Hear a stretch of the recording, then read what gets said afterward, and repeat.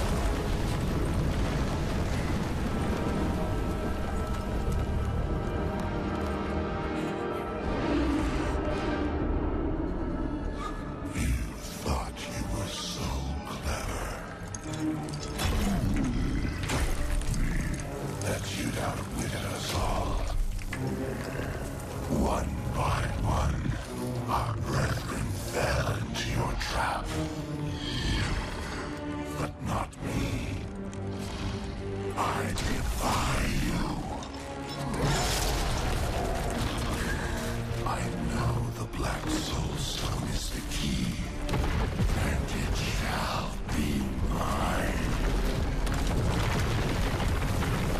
Soon my army shall pour forth from the shattered mountain, ravaging this world and all hope of resistance. My minions will find the stone, wherever you choose to hide it.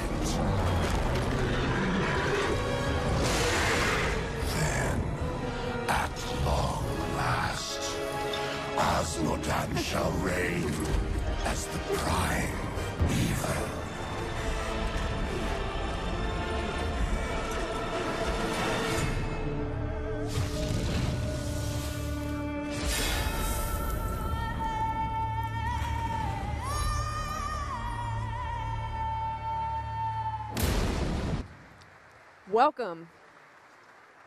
Welcome to the Blizzard Cinematics Diablo 3 Making of the Black Soulstone panel. Please give a warm welcome to our panelists.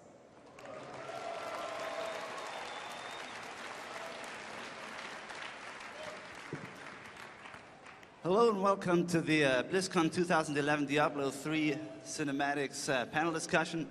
My name is Chris Tunick. I was the art director on the Diablo 3 Cinematics, and what you saw here today and yesterday is what internally, well, it's part of what we internally refer to as the Black Soulstone cinematic.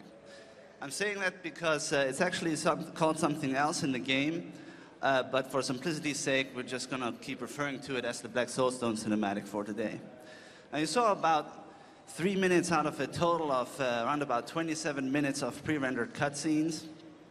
And as we tend to do, you know, around every BlizzCon, we'd like to take this opportunity to talk you through our process, how we approach storytelling in a cinematic medium, how we go through our character development process, and what it takes to bring it all up on screen. Now, our esteemed panel here today consists of Mike Kelleher. He's the effects supervisor for our Blizzard film department. There's, go ahead. There's Jim Jang, the production tech lead for the Black Soulstone cinematic. There's James McCoy, the animation supervisor. That's right. We've got Graham Cunningham, the lead finisher for the Black Soulstone cinematic. Then Xin Wang, the character modeling supervisor. And Stephen Chen, the look development lead. Now, we will have some time to address any questions you may have after the panel discussion. We've got about 10-15 minutes set aside for a small Q&A. So I'd ask you to hold your horses until then.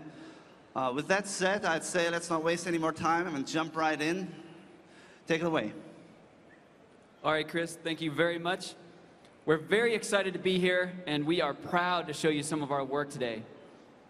Now, if you're going to take away anything from today, it's really the importance of story. And all story in cinematics starts with an idea. That idea gets pitched to a story team.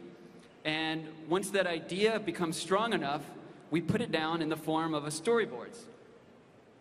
Now, storyboards, think of them as a very cheap way to check and see if your idea is going to work as a film. If your idea does not work, easy. You just quickly iterate with new drawings. That's really how we do it. Storyboarding is a way to establish the composition, the pacing, the cinematography, even the musical landscape. You can plan the entire production with storyboards. They're very powerful, especially if you know exactly what you're going to say with words. And what I mean by that, as an example, Leah in the cinematic is terrified of these lesser evils and Asmodan. Now that itself is what we call like a story beat, a simple story beat. Fear. Leah has to look afraid there. So what we do is we convey that by the way Leah cowers, her body language. We do that by her wide-eyed facial expression, and we do that of what type of camera we choose to use to show her. All these things contribute. Now, every artist in cinematics, we do that by her wide-eyed facial expression, and we do that of what type of camera we choose to use to show her. All these things contribute. Now, every artist in cinematics, that's their goal. Every single artist, programmer, it doesn't matter who you are, if you're a modeler, animator, programmer, whatever, all of us, we have to do everything we can to contribute to story in whatever way possible.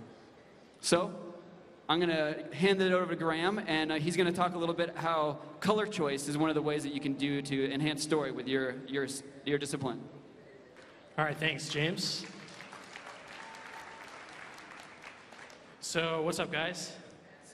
I get to talk about some of the awesome pre-production artwork that went into the Black Soulstone. And what you can see up here, we called the color script. Now, the color script was something that the director sat down very early on in the show, sat with the concept artists, and spent quite a lot of time to develop. Now, there were two reasons that we spent all this time up front. The first one is similar to what James said with the storyboards. The director was able to very easily make changes and decide what he wanted to do with each of these color script frames. And if something wasn't working, he could very easily change it. And the second reason that we created these was to provide solid artistic reference for all of the artists working on the show. And so these frames are from the first section of the color script. And the main story point that we wanted to cover was that we wanted to create this intimate space that Leah and the Black Soulstone were in. And the background is not really important, so it's sort of a mysterious background. Now, once Leah gets into the dream sequence, what we did here was we wanted to create this really open, vast space and create a feeling for Leah that she was alone and isolated in this huge place.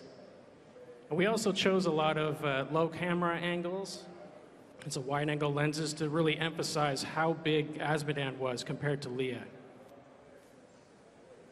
Just a few more frames here. And so once the cinematic steps outside here, this is pretty self-explanatory. We really wanted to paint sort of a hell on earth scene. It shows some very desaturated browns and contrasted that with the bright, fiery tones. So as I mentioned, the color script frames were pivotal for our production. And they provided reference for all of the artists working on the show. And we referred to them directly when we got into lighting. I actually think it's pretty cool to see how close some of these color script frames are to the original, to the final artwork, as you can see here. You know, some of these frames we stayed pretty close. And some of the shots, you know, we decided to go with something different. And it sort of depended on and on how the story was unfolding as we went through the production. So overall, I would say it's been an extremely successful process for us and something that we came to rely on throughout all of the Diablo 3 cinematics productions. And to talk a little bit more about asset development and how it came about, I'll introduce Sheen. Hi, everyone. I'm going to talk about the character development process. We had worked on D3 for a long time. Over these years, the character's look and design changed according to the game, story, and also, of course, of technology. Some of the change is very subtle, but some of the change rather drastic. So here is the first version of Asmodean concept. As you can see, it's a very strong demonic face with an interesting human mask. This is one of the gray shaded preview of the model. All these lines, including the back cross, it is from the idea originally from the concept artist Victor Lee and the game team, is that they tried to play the idea mock angel, is that try to mimic the angelic form in a demonic way. He's bold, he's strong, he's powerful, but we find along the way, we find the ideas a little bit too simplistic. So Asmodean is a Lord of Sin. He is not only a brute, he has greed, envy, gluttony, greed, lust, wrath, lots of complicated personality in him. So we want a more complicated design to showing this quality. So we keep trying, and also, of course, for this version, overall, he is too insect and alien-like. So we try to get a more, the demons more flashy look. So this is a second try of our design we tried to use on Asmodean.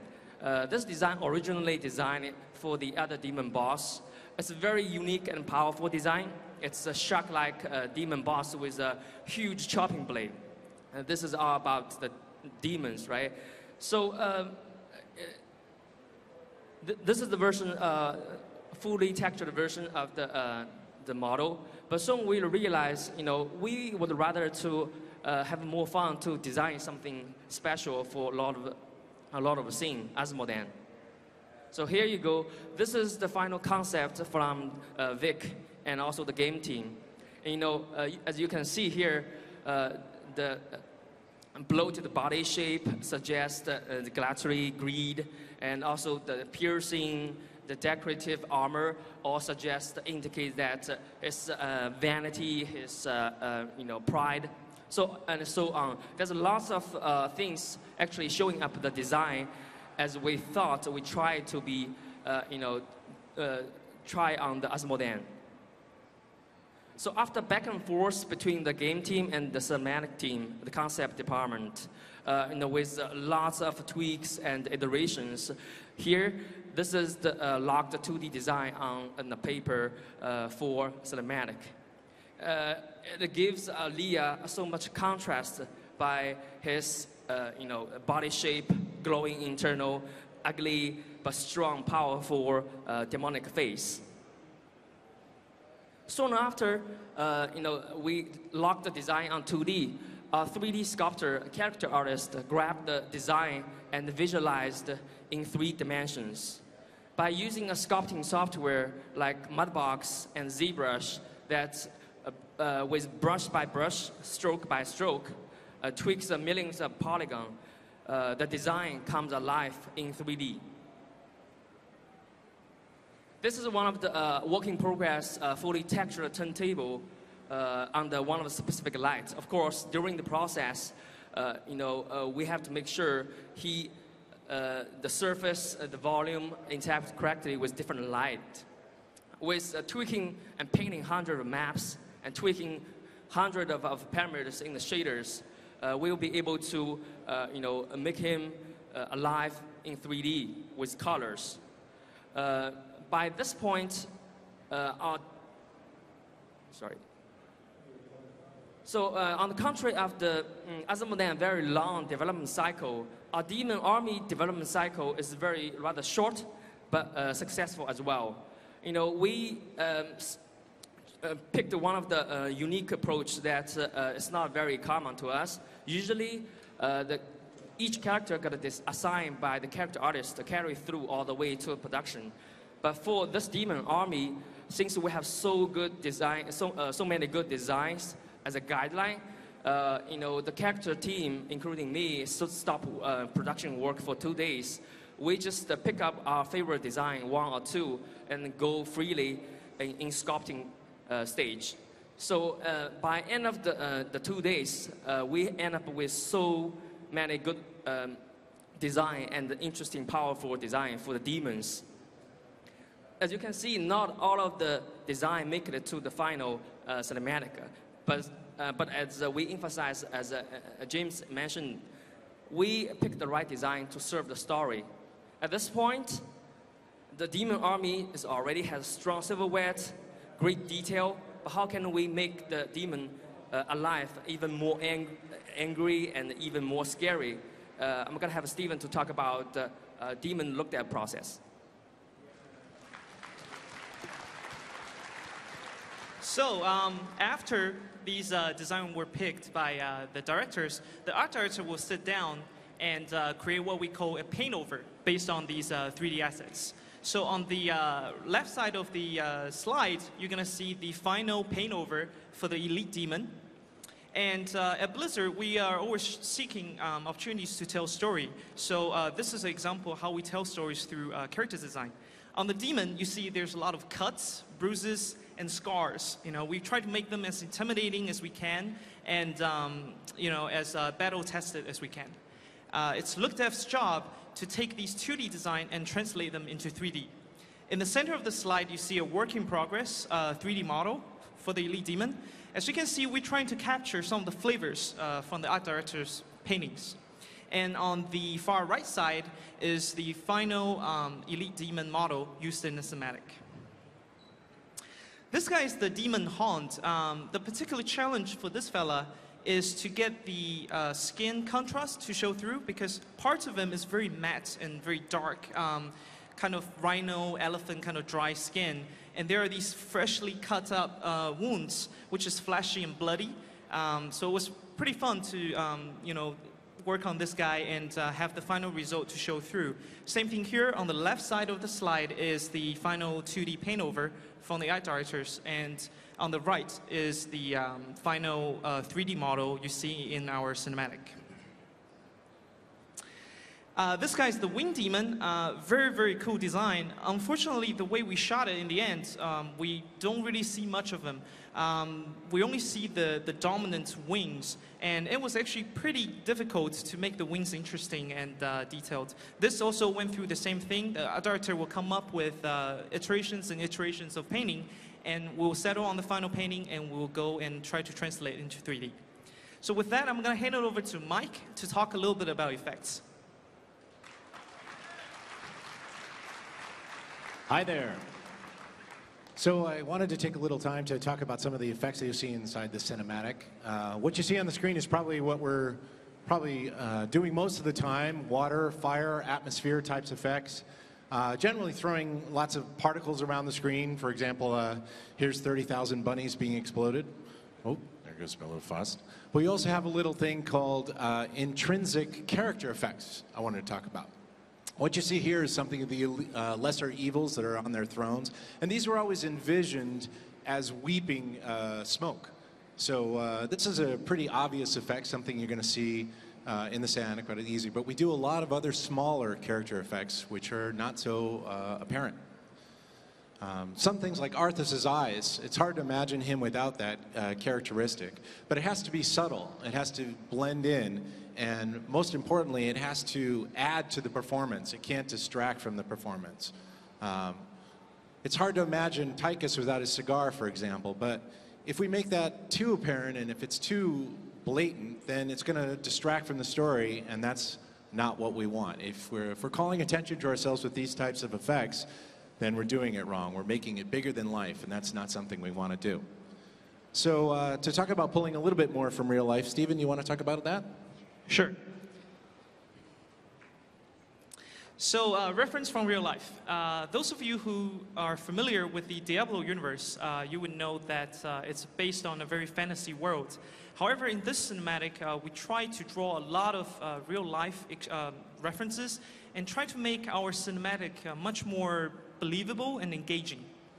In this slide, you will see the look dev supervisor, Fintel, posing here for skin references. On the left, these little spheres that we wrap them in materials, for example, cloth, leather, some of the spheres are wood. And what we do with these is we try to photograph them in different lighting scenarios, and we try to study how materials actually behave under different lighting situations.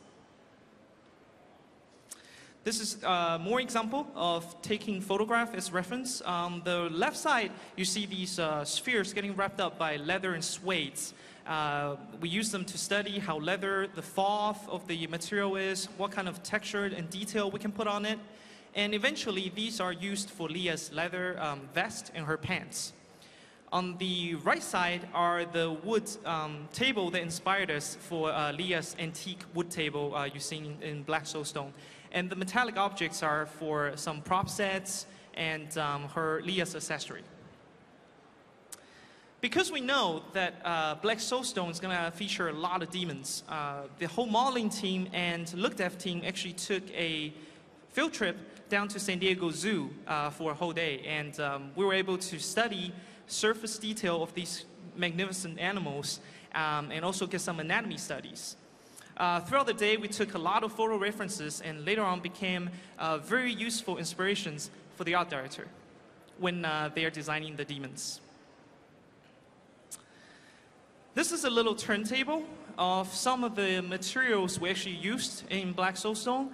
We rendered them in different lighting scenarios to make sure that our CG material behaves similar to what real-life material would be. In here, you can see there's some wax we used for the candle. There's paper shader, there is cloth, leather, and wood. So these studies really help us to make a believable cinematic in the end. This is my, oops, too fast. Here we go. This is my favorite. In the beginning of the show, the art director wanted Asmodan to be this very translucent, very slimy creature. So we looked at hundreds and hundreds of photographs of frogs and turtles. And this is the particular frog picture that captured the art director's attention. So we tried to recreate it in 3D, and I'm rather proud of this rather slimy, wet, and moist frog flesh meatball thingy, which is pretty cool. So, of course, not only the creature and the environment sets were using actual live references. I'm going to pass it to Xin to talk a little bit about Leah.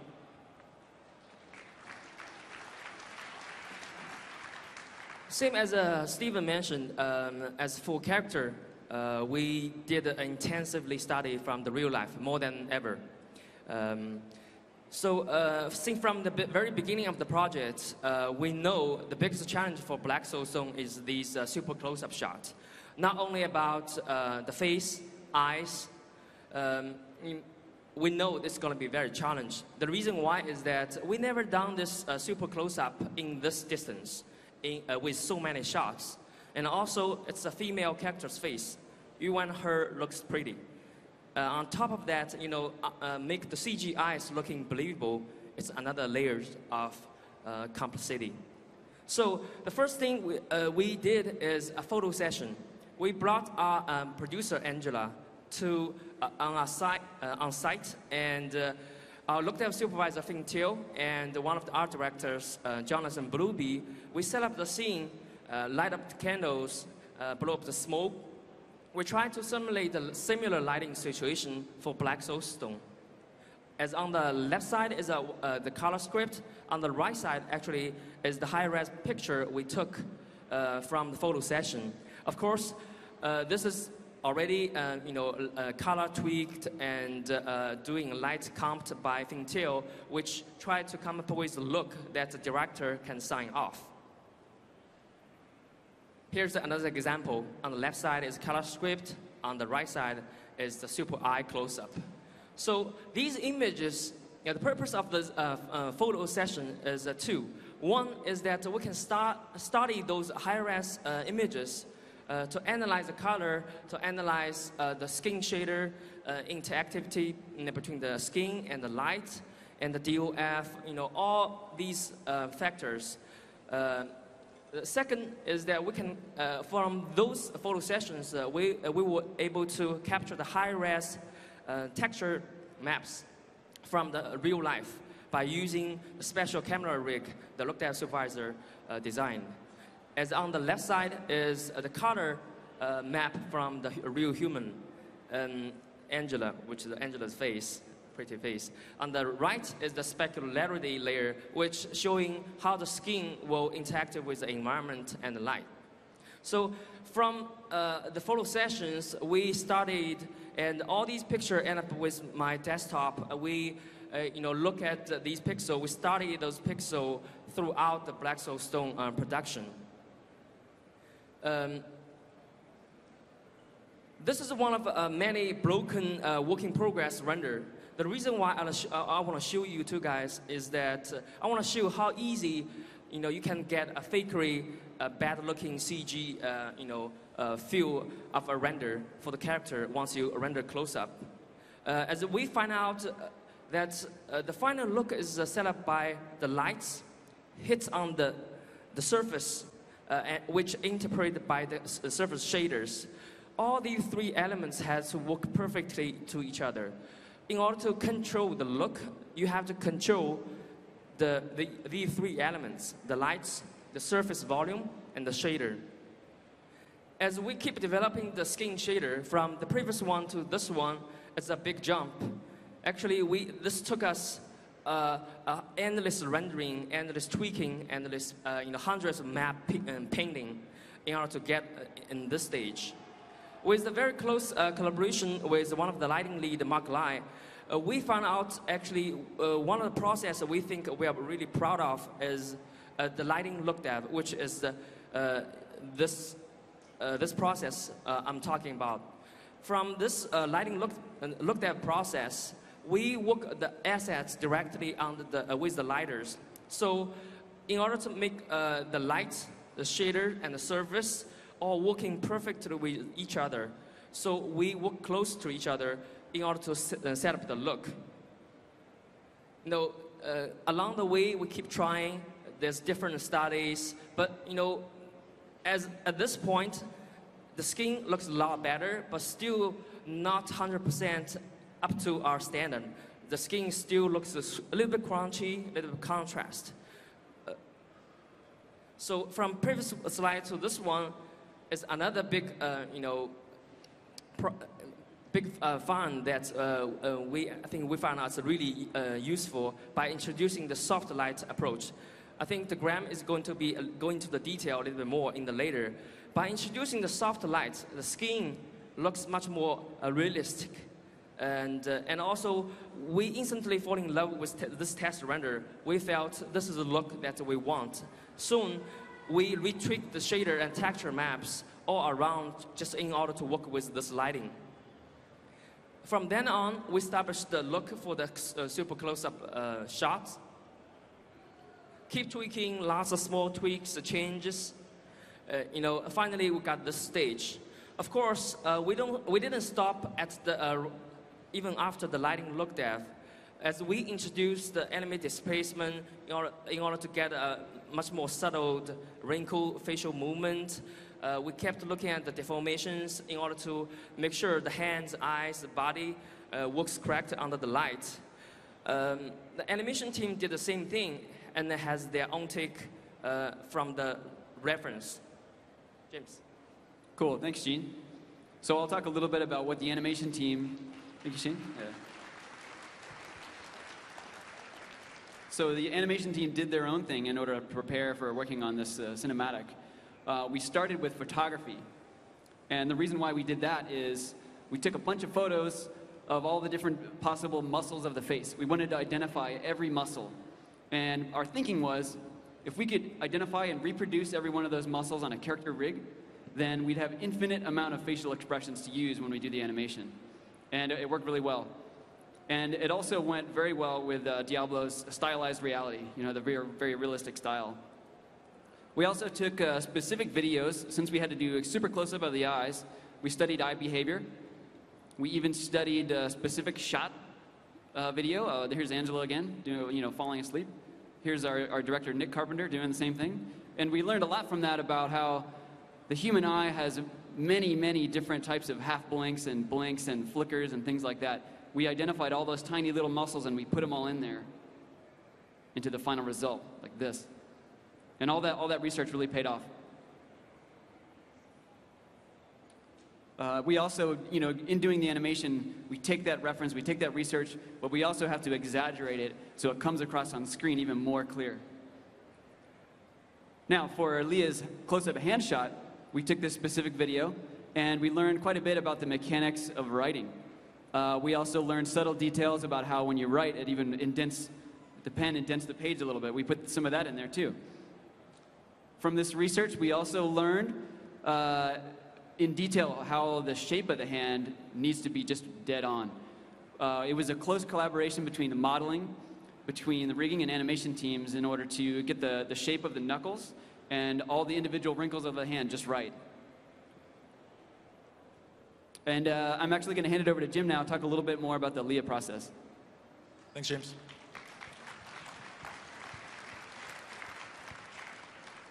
So much as how animation studies anatomy, and Steve and Sheen, takes a look at how light behaves across different objects, and Steven studies his balls, we study hair and dynamic systems. So one of the things we do is simulation, and simulation we use for cloth and hair. In this example, one of Blizzard's finest, Allison, decided to help us. We went around looking for, ran through different offices looking for someone who had hair that looked kind of like Leia's, and this was, as close as we could get. And so we had Allison perform kind of what was happening in that final shot.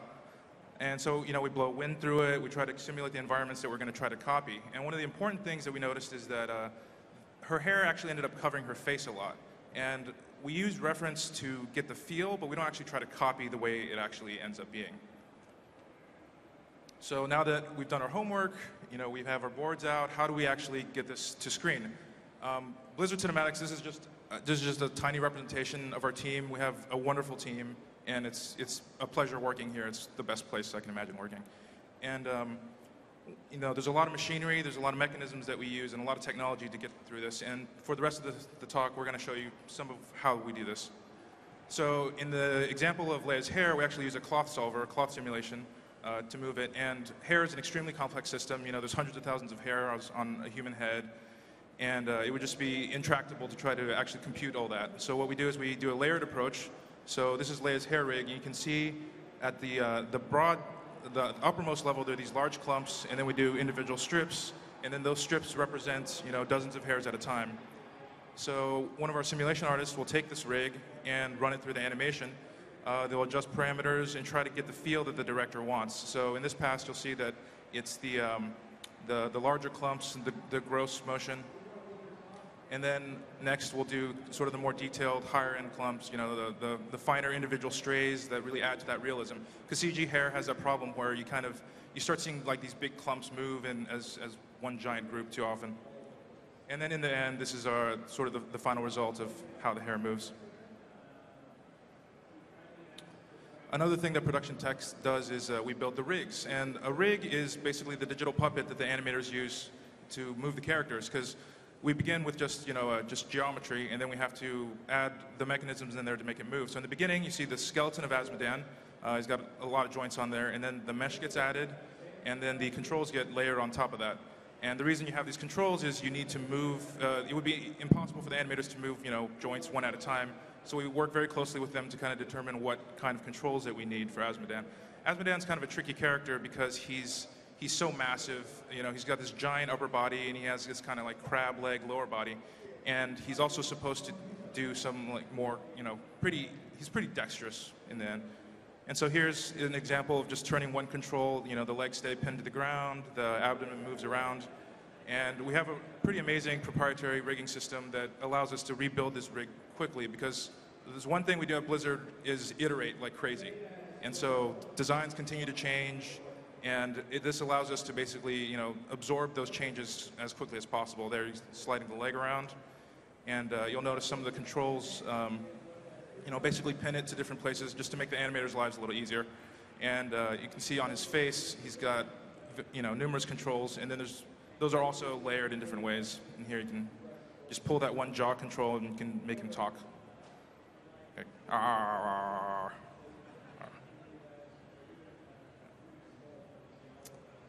And to give you an example of some of the complex stuff that Azmodan does, in this shot, he's completely bent over. And a creature of this girth couldn't really do this, so we cheat it in CG. So let's pull the camera back and see what Azmodan is actually doing in this shot. He's completely flipped over, and you'll notice his body is just cracked in half, and his spike is going through his ass, and you can kind of see the backside of his crab butt there.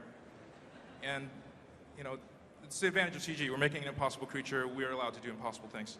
But again, rigs wouldn't really be anything without amazing animators, and we have the best animators in the world. I know because I've met all animators in the world, and we have the best ones. So here's James to talk about that process. You're awesome, Jim. Thanks. So then the animation team comes in, and we have these awesome rigs that Production Tech made, and we need to design. We have to figure out how we get Azmodan to move. Looking at him, we usually, when we start any character, especially if it's a creature, we look to nature to figure out, what we're going to do, how, what's a good jumping off point, right? So this guy, he's kind of an abomination. There's nothing in nature like him, exactly. So we just pull from the best thing we can and kind of combine different things. Like Jim had mentioned crab, and crab was an awesome reference for his lower body, just the way he carries his weight, the exoskeletal shapes and everything. It was perfect. But then for his upper body, we were sumo, perfect. Azmodan is like sumo crabman or something, just the upper body, the size and weight, this warrior shape, it worked out really well. So now we take that research, and then we grab the camera and we grab our director, and this is Nick Carpenter again, and we shoot some specific reference for the shot, and we start jamming, we start animating. Now, this shot in particular I wanted to show you because Nick had something very important in mind about Azmodan, and part of the story about him is we wanted to have him massive, huge, and sort of cumbersome, a little bit labored, 20% labored as he gets up. It's not so easy for this huge guy to stand up after being down there. Another note about reference in the animation team or for any artists out there is that the idea for shooting reference is not really just a copy. You're kind of doing yourself a disservice if you just like shoot and copy. That doesn't really do anything for you. The reason why we don't do that so much is because we want to make something new. We want to learn from it, and then also we have our own ideas. So we have the reference, we have our own ideas, we have multiple takes that we draw information from. We process that all in our head, our artist brains, and then it comes out as something that we've never seen before, right? And that's mainly what we do. Pretty much all the teams here kind of do that sort of thing. One by one, maybe you can turn the sound up on this one. Fell into your trap, but not me. So yeah, let me play that for you one more time. One by one, our brethren fell into your trap, but not me. This was our next production challenge. We had to get this guy to talk. Not only talk, but very close to the camera. So the first challenge is he doesn't have any lips. He can't, how does he speak without any lips? So the animator had to get very creative. We had to put something in there to substitute for lips, and that's where the creativity comes in. We decided to use the teeth and all these weird different mandible pieces that he has on his mouth in order to make a seal and actually make it convincing that this huge demonic guy can actually talk, and it kind of works. One other thing about this was that it also lent well for the story. It just kind of happened that when you watch this animation, it's very unsettling. And when this guy kind of gets up in your grill really close and he's scaring Leah, it just has a very uneasy feel to it because you don't really see this sort of skeletal, toothy creature talk right at you. The next challenge after that was Azmodan's army. Now, Nick kind of gave us a criteria for this. For Azmodan's army, it had to be innumerable, just countless numbers of demons. They had to be chaotic, and it just needed to be sort of a primordial mess that was coming out of this mountain. So here's an example of some of the different animations that we did to populate the scene. Here's some of the animation cycles which we use to populate the very, very far background of the scenes. Now we also do some more high definition animations that are called hero animations that we use in the foreground. And that's the stuff that's like right near the camera. And here's another thing I wanted to show you. This is an example of one of those like high definition animations. But I'm showing it to you because you don't really get a good look at this particular animation in the final cinematic. So you're getting a special BlizzCon treat here. This is the winged demon walking, and there's a special treatment that we did on the fingers and the wings and things like that. All right, and let's see, who's next? I'm going to give it back over to Jim and talk a little bit more about how we do the crowds. Thanks, James.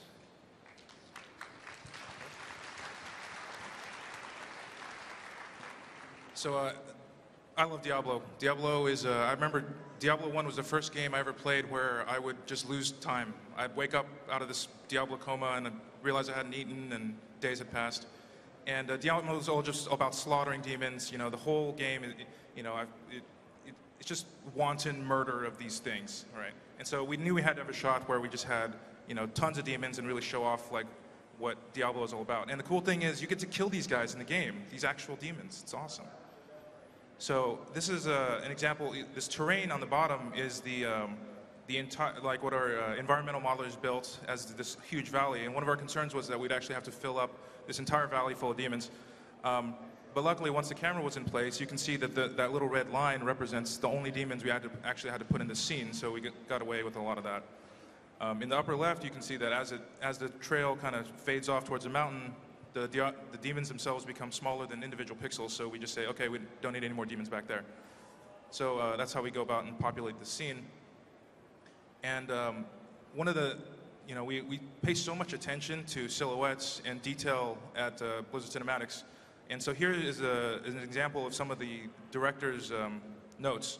So you'll notice we'll go in and we'll change individual demons' weapons. We'll say, well, this guy's carrying an axe, but we want the profile to look, a little more dangerous, more threatening. So we're going to change these guys to have pole arms and just completely change. We'll go into individual detail of adjusting the demons in this army that we have, thousands of. And in the end, this is kind of how it looks. Not all of the demons are in here, but it gives you an idea.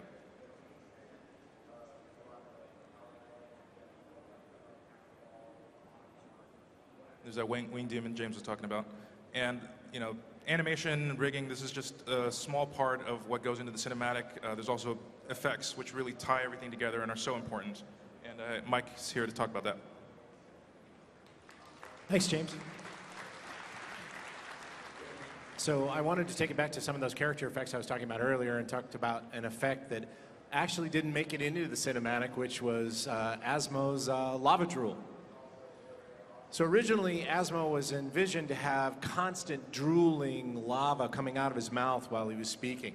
Here you can see some early tests for some of the things that we tried, just trying to get a fluid on a surface that was deforming and sort of complex, like maybe perhaps we didn't even have animation for done at this point, we just wanted to try it out. And we started working with this and going forward. Here's an early take that kind of looks like my daughter, my 2-year-old at dinner. How adorable.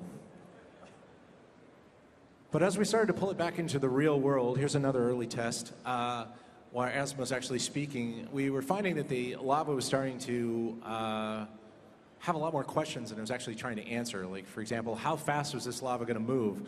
How much farther down the chest was it going to go? And were we going to be worried about continuity of lava between shots? Because that would really take the level of difficulty way, way up. Here's another example where we took the speed and the viscosity of the lava way, way up and sort of way down so you could actually slow it down. And even this one, we were just wondering, maybe this isn't the right track.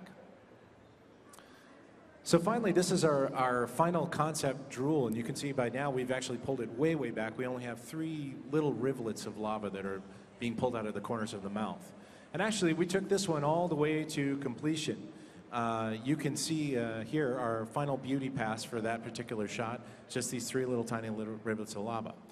But during the entire process while we were working on this, and the artist Bill LaBarge who was working on this, we were beginning to wonder, was this just too distracting?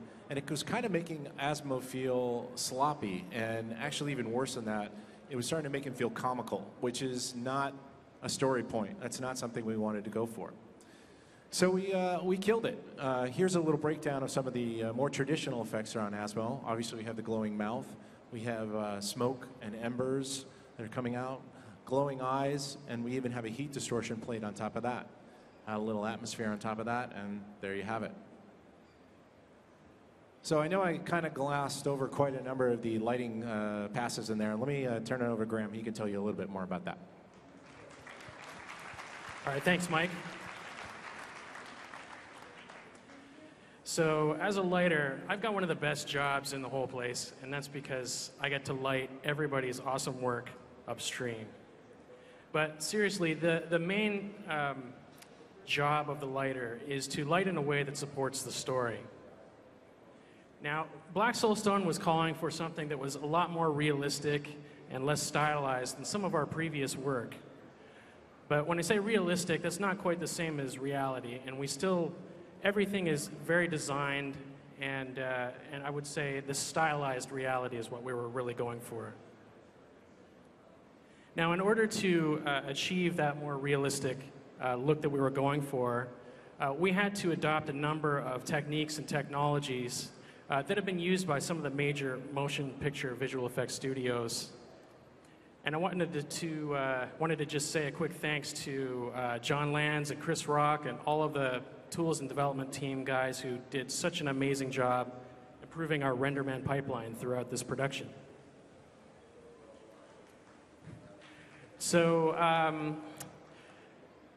lighting Leah, nobody looks good under a harsh spotlight. And so when we got into lighting Leah, we had to make some choices regarding the type of light sources that we were using. And here I'll show you a couple of different lighting passes that we did for Leah for this particular shot. And I'll talk a little bit more about what I'm mentioning here. Light can be hard or soft. And basically what that means is a hard light gets very sharp shadows, gets a lot of crisp details. A soft light is a lot more flattering for a character. How you achieve a hard or a soft light is really a matter of how big the light source is. So we took some liberties here with Leah, and what we did was we combined elements from a hard spotlight, like the specular details on her face, with this sort of softer roll-off that you see on this soft area light, and we combine them together to achieve the final result. Now, when you're lighting a shot is all about layers. And there's two kinds of layers that we deal with in lighting that I'll talk about. The first I call lighting passes. So here you can see some of the different lighting passes for Leah. We've got key light, rim light, environment, fill. Now, light is additive, and what that lets us do is we can render out each of these lighting passes completely separate, and then we just add them all together to create the final result. So here you can see them adding together, and we've got the total lighting result for Leah. Now, once we've added all of these lights together, we can turn around and tint each one of them to a different color and intensity in order to control the final lighting for the scene. So here I'll show you an example where I'm tinting the different light colors to create completely different lighting results just using the same lighting passes. So the second kind of lighting layer that we talk about I call render elements. And these are just the various components of a shot. And sometimes you have to separate a shot into these render elements simply to get it to render. And other times you separate it so that you have control over each of the layers. And so these are, you've got a matte painting background, you've got Asmodan, Leah, etc. And each of these render elements basically just gets layered from the back to the front. And so this is sort of a simplified example of how that works. We generally have many, many more layers than this, but this gives you the idea. And so here's the final lighting for the shot. Now, to talk a little bit more about some of these render elements that you see here and some of the effects passes, I'll hand it back to Mike. Thanks, Graham. So I wanted to talk about a more traditional effect because we've been talking about a lot of characters effects, and I want to talk about the wall destruction shot.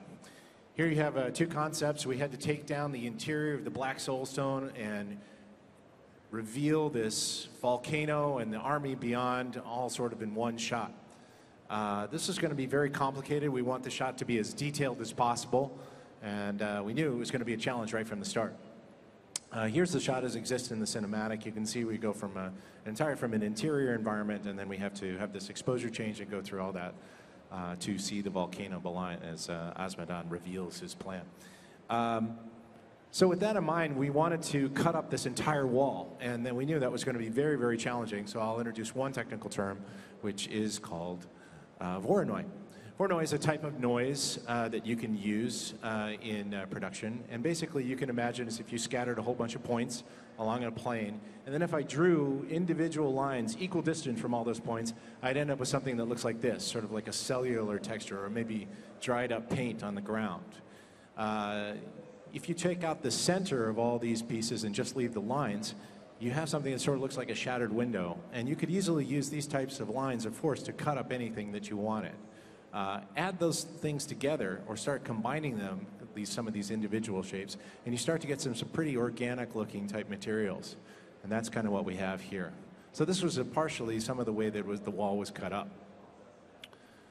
Here's the final animation of the wall and just a preview, and I just wanted to point out and put my hat off to James's team that this wall basically did not go through a simulation. Our director had something very specific in mind when he wanted to have this wall fall, and so most of these pieces were animated by hand, so crazy.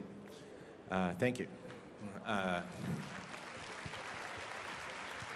So once we had our animated wall, we decided we would take it a little further and gave it back to the modeling team. Here are some of the hero sculpts that the modeling did for some of those pieces, and started to put in pieces of the wall, the interior, almost like bricks and mortar and even cement, you can imagine, in some of these.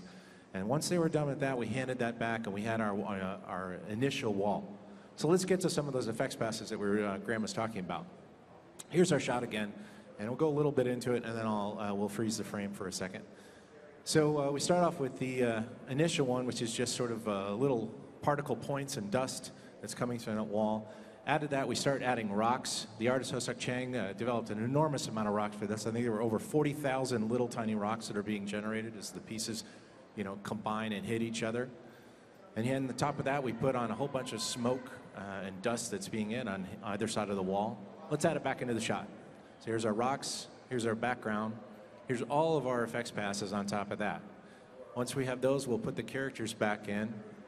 And finally, we'll start adding some more sort of volumetric atmosphere, a little bit more haze and dust, and there you have it. That's our final shot. So it falls to me to say thank you very much. I wanted to say, thank you. This is a very small representative of the Blizzard Cinematics team. We're all super excited that you got to see that at BlizzCon. Thank you very much to the entire Cinematics team for their hard work. And I cannot wait for you guys to see the rest of the cinematics in Diablo 3. They are epic. Thanks again for coming. If you have any questions, please feel free to ask them. Hey guys. So recently when major studios like Pixar and DreamWorks have started releasing their CG films, they'll also include a short. Something that maybe ties up the story, like an epilogue or something. When Blizzard decides to release their cinematic collection on Blu-ray, do you think you might throw in an extra like that? And if I can suggest it, the Battle of Arthas and Illidan at the base of Icecrown Citadel. I know the history of this cinematic with Blizzard. I know they always wanted to do it, and it was just cut because of time. This would be the perfect excuse for you guys to be able to get your hands on it and really just make it shine. Okay, well, what really takes up most of our time when we go about the production of our cinematics is the cinematics, right? I mean, we spend a lot of time figuring out what goes up on screen, and I think altogether we worked on it for like several years, all the cinematics in their entirety. So that leaves little time at this point to to do extra work. Though, I mean, we're constantly working on it. We've been making quick strides with our department in the last couple of years. Big adjustments were made. The department grew quite a bit, and that'll enable us in the future to definitely be thinking about these sort of things. So, Yeah, I mean, all of us are, you know, certainly keen on exploring these. Sounds sort of awesome. ideas. Our number one priority, though, is always to support the games. That's, you know, what we try to do the most.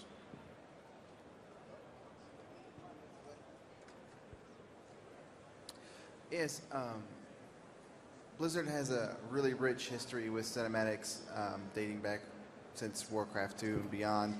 But would you, I know it takes a lot of work, a lot of time, but would you, has discussions ever been brought up about maybe remaking some of the really older stuff? Like, not George Lucas's up, but just like really remaking it. I know it's a lot of work, I know it's infeasible, but like it would just be really cool just see some of that older stuff that really hasn't dated well, like maybe some of the StarCraft 2 intros or something like that. I think it would just be a really cool treat. I think that's a great idea, but we have not actually talked about remaking anything, but I think it's an excellent, excellent idea. That's cool. I love the StarCraft cinematics. That kind of got me into doing this. So yeah, they're fantastic, but we have a whole lot of work to do. So. Well, more so than maybe redoing old stuff, we're just keen on doing new stuff, and you know, I mean, we won't rule it out, but you know, there's bigger and better things ahead, so we'll see. Yeah, like what he was saying, it would make a really good treat on like a Blu-ray disc. It would, yeah. We'll think about it. How you guys doing? This is an environment question. As an environment artist in the film industry, the name of the game most of the time is speed and efficiency. So a company like Blizzard that's enthralled with detail, how often do you make the call to just model and texture light something even if it's far away, or just say, put on a card system and nuke? Well, you know what? That's actually something we've learned through the production of the Diablo 3 cinematics, just to become a little more efficient. We used to come from a place where we went ahead and modeled everything, you know, from the closest object to the furthest polygon. And just I mean, we kind of realized as we went through the production that it's just not feasible to do this every time, and it's just smarter to go ahead and identify where you need to have the high-res detail, and be able to use a little bit more smoke and mirrors for the things that don't matter. It's also part of our storytelling approach, focusing on the things that matter, and trying to apply and let things fall into dark in areas that don't matter so much. For instance, the study area here for Leah, we actually had part of the background modeled out to the smallest book out there, but you actually don't end up seeing anything. It's smoky, it's blurry, it's dark. So we decided for a lot of the things we could just get away with matte paintings with simple backgrounds, and so we did go through that process. We have time for one last question. Hi, that was like one of the best cinematics I've ever seen for a game, so that's pretty awesome. Thank you. So my question is... Thank you. Thank you. Seriously, it was awesome. So my question is, the scene with all of the creatures running, is that influenced by Lord of the Rings at all? Because the first thing I see in that scene is with the fiery. Is that? Just wondering. Well, I mean, in the job we do, which has to do with a lot of fantasy worlds and whatnot. I mean, it's kind of hard to get around nowadays. The Lord of the Rings book and the movies in particular. I mean, we looked at a number of things. Movies are a big inspiration for us. I wouldn't say it was the sole inspiration for this sort of scene, and this is something that probably the people who create the story can answer more precisely than I can. Certainly, we take a lot of inspiration from everywhere. Lord of the Rings was one of them. There's nature that we look at. There's art that we look at. We went and did trips to museums to look at you know, classic paintings and that sort of thing. Their approach to you know, skin color and whatnot. So we look at all these things, and if that reminds you a little bit of a lot of things, then I'll take that as a compliment.